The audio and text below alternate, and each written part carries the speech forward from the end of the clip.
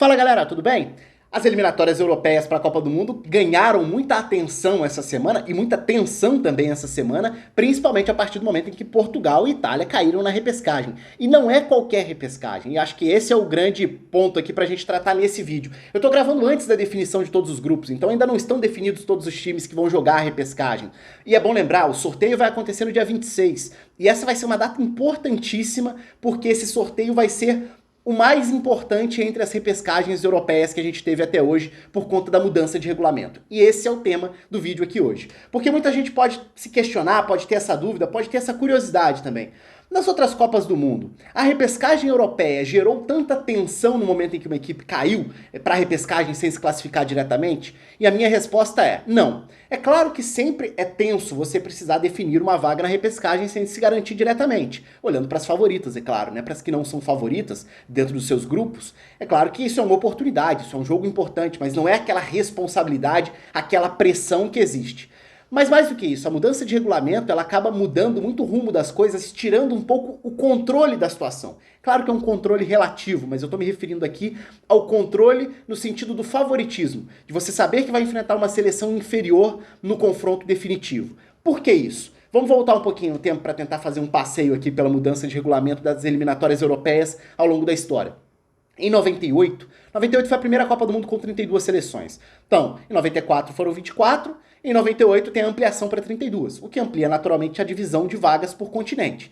A Europa, no primeiro momento, ficou com 14 vagas para as eliminatórias. Isso mudaria, tá? Então, para 98 foram 14, para 2002 foram 13,5, porque essa metade de vaga aí significa uma repescagem intercontinental, né? Então, um time europeu ainda precisou jogar, no caso, contra um time asiático para definir se classificaria ou não para a Copa do Mundo. Mas isso é uma exceção.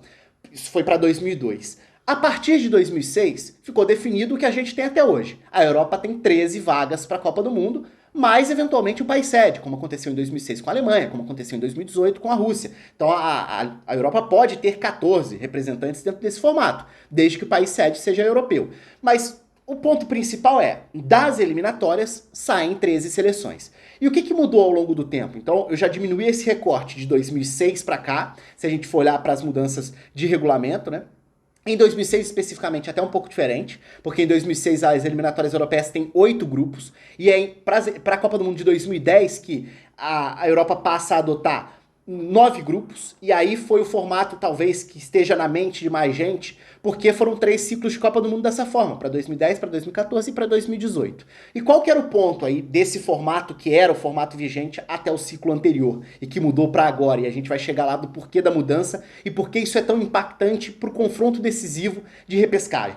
Para 2010, 2014 e 2018, como que se dava essa distribuição das 13 vagas? Você tem 9 grupos na Europa, o campeão de cada grupo se classifica automaticamente. Pronto, você ocupou 9 das 13 vagas. Faltam 4.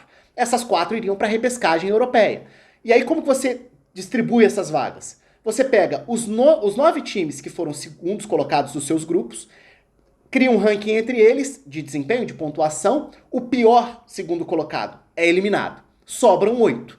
Esses 8 são sorteados para confrontos de ida e volta, 4 confrontos de ida e volta, que vão definir as 4 vagas. Ou seja, 4 confrontos de mata-mata, quem ganhar cada confronto está na Copa do Mundo. Esse era o formato. E por que isso era mais controlado em tese? Porque existia um aspecto aí que era o ranking da FIFA definia os potes. Então, se você tivesse, eu vou mostrar aqui os exemplos do que aconteceu em cada uma dessas edições, mas se você tem uma seleção muito forte, muito poderosa, que não se classificou diretamente, ela na repescagem vai ser cabeça de chave. E mesmo que você tenha uma segunda seleção muito forte também, ela provavelmente também será cabeça de chave. Então a possibilidade maior é de que você tenha a seleção forte, sendo ampla favorita contra uma seleção de ranking bem inferior. E assim se dava a distribuição. O ranking da FIFA ajudava a direcionar as vagas da repescagem, favorecendo, entre aspas, não dá pra falar de favorecimento, mas é um critério, estabelecimento de um critério de que as melhores ranqueadas seriam cabeças e assim não se enfrentariam na hora do mata-mata definitivo que colocaria essas 4 seleções com as vagas da repescagem para a Copa do Mundo. Ok? Esse era o desenho. Vamos dar uma olhada então, por exemplo, em como isso se dá nas eliminatórias ao longo do tempo. Se a gente for olhar, por exemplo, para as eliminatórias para a Copa do Mundo de 2018, a gente vai enxergar Pote 1 lá, Suíça, Itália, Croácia e Dinamarca. Pote 2, Irlanda do Norte, Suécia, Irlanda e Grécia. O que isso significa aqui? Isso significa o ranking da FIFA de acordo com as equipes que terminaram na segunda posição dos seus grupos nas eliminatórias. Então você pega o ranking dos segundos colocados, a Eslováquia foi eliminada como pior segunda colocada. Então você pega os outros 8, olha para o ranking da FIFA, distribui em potes. Suíça, Itália, Croácia e Dinamarca eram os melhores rankings dessa turma. Ficam de um lado da chave.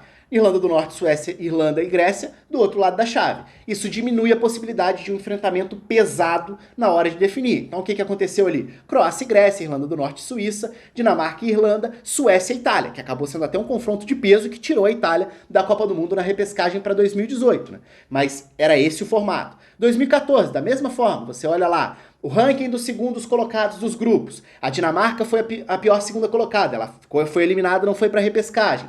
Aí você olha para a distribuição dos potes. Nesse caso até tinha uma curiosidade bem interessante também, porque Portugal, Grécia, Croácia e Ucrânia, pote 1. França no pote 2. Suécia, Romênia e Islândia. Ou seja, aqui existia a possibilidade de um Portugal e França no confronto de repescagem europeia. No fim das contas, deu Portugal e Suécia, foi aquele confronto muito marcado pelo duelo Cristiano Ronaldo e Ibrahimovic, Ucrânia e França, Grécia e Romênia, Islândia e Croácia. Esses foram os duelos que definiram as vagas para a Copa do Mundo de 2014, a Copa do Mundo do Brasil, seguindo esse mesmo modelo. Para 2010, da mesma forma, você olha lá o ranking dos segundos colocados dos grupos. A Noruega foi a pior segunda colocada, eliminada. Aí você tem a lista depois dos times que se classificaram. Vai, a partir daí, para a distribuição dos potes a partir do ranking da FIFA. E tem França, Portugal, Rússia e Grécia de um lado, Ucrânia, República da Irlanda, né? Irlanda, Bósnia e Eslovênia do outro. E aí, no fim das contas, Irlanda e França, Portugal, foi até aquela polêmica na época, Portugal e Bósnia, Grécia e Ucrânia, Rússia e Eslovênia foram os confrontos dessa ocasião. Então, esse é o ponto aí, quando a gente olha para esse formato dos últimos anos, a gente tem muito bem definido o encaminhamento antes mesmo do sorteio. Você sabe que você tem um pote com os 4 melhores ranqueados entre os que se classificaram como melhores segundos colocados. E você sabe que do outro lado estão os piores ranqueados entre os que se classificaram na segunda posição dos seus grupos. Só que e para 2022? O que mudou? A grande novidade foi a criação da Nations League. A Nations League foi uma competição criada pela UEFA e muito bem trabalhada ao longo desse último ciclo. E que gerou não só o enfrentamento direto entre as seleções, com acesso, descenso, toda aquela história de uma dinâmica que substitui amistosos e tudo mais. Nem vem ao caso falar sobre isso agora. Mas a gente sabe como a UEFA conseguiu inserir na Nations League um peso importante na definição das eliminatórias para a Euro e para a Copa. Então, o que acontece a partir daí? A gente precisa ter em mente que agora, para 2022, times da Nations League terão, a gente já saberia que teriam, né, chance de classificação. De que forma? A gente precisa olhar para a mudança do formato como um todo. Eram 9 grupos, não eram? Nas últimas 3 edições de eliminatórias. Para 2022, não. Para 2022, viraram 10 grupos. Então, você tem os campeões dos 10 grupos se classificando, 10 times estão diretamente na Copa do Mundo. Vão faltar 3 vagas. E agora, o que você faz? Você deixa de eliminar o pior segundo colocado. Então, todos os segundos colocados dos grupos vão se classificar para a repescagem. São 10 equipes. E aí como que você fecha uma chave aí que vai classificar 3 equipes para a Copa do Mundo?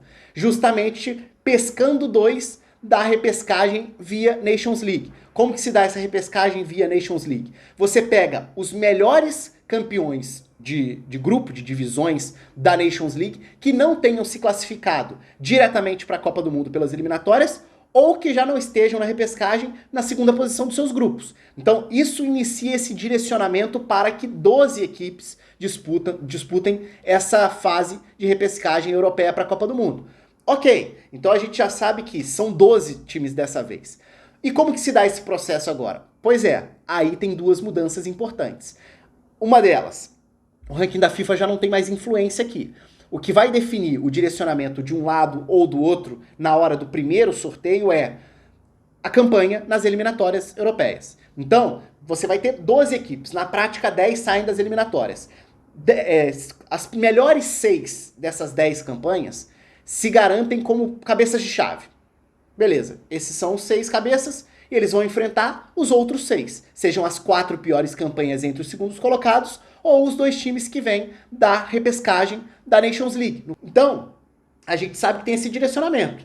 E dá pra falar, ok, me parece algo natural, parecido com o dos anos anteriores. Sim, até essa parte. Porque a grande diferença está no passo seguinte. A grande diferença é que você tem o direcionamento para esses 6 primeiros confrontos, mas esses confrontos ainda não são os que definem os times que vão para a Copa do Mundo, porque são 3 vagas e são 12 equipes. Então, na prática, agora são basicamente 3 chaves diferentes com semifinal e final, e mais, jogo único. Então, se antes você tem a ideia de que em jogo de ida e volta, você tende a privilegiar o time de maior força. Por mais que a gente sabe que o futebol é aleatório, mas em 180 minutos a chance de dar zebra é menor do que em 90 minutos. Então agora é só um jogo. E mais do que isso, um confronto só não define se você está na Copa do Mundo. E pior do que isso, o segundo confronto não tem direcionamento com cabeça de chave. O que isso significa? A gente pode olhar para Itália e Portugal, por exemplo, seleções que estão na repescagem europeia, e elas estarão entre as melhores campanhas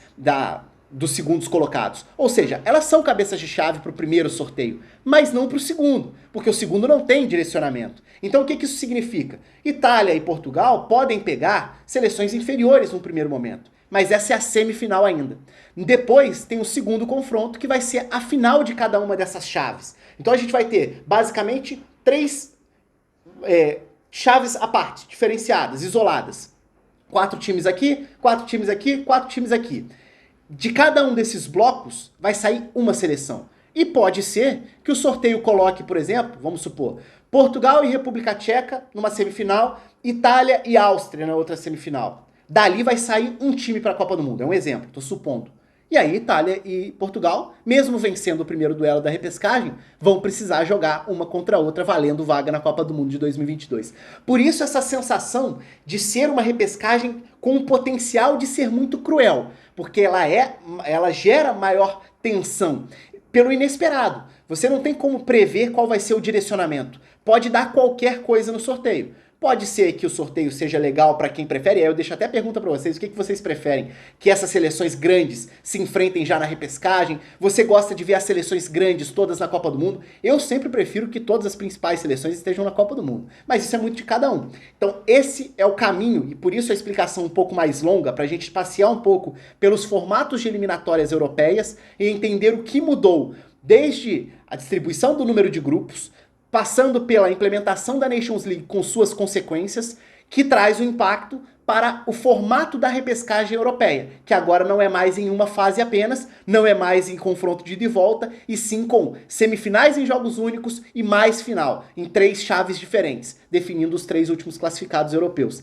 Resumo da história, é melhor escapar da repescagem nesse formato. Porque se antes já era melhor escapar, evidentemente, agora mais ainda, porque você pode enfrentar um adversário de muito peso, mesmo que você seja uma das principais seleções europeias. E a gente sabe que, dentro desse formato, as eliminatórias europeias elas não são as mais exigentes do ponto de vista técnico, olhando para os grupos. Você tem um desnível muito grande, principalmente quando a gente passa ali do terceiro pote, do pote 3 para o pote 4, existe um desnível muito grande. Então, de uma maneira geral, você tem 2 adversários de bom nível que vão te dar trabalho dentro dos grupos. E isso também transforma a eliminatória em um torneio de quase que margem zero de erro, né? Para você não se complicar e não cair potencialmente numa repescagem que pode te dar trabalho como agora. Como a gente viu, Portugal ficando atrás da Sérvia, a Itália ficando atrás da Suíça. Seleções chatas de enfrentar, que não são surpresas no sentido de terem qualidade, mas que conseguiram passar as favoritas na fase de grupos e jogam as então favoritas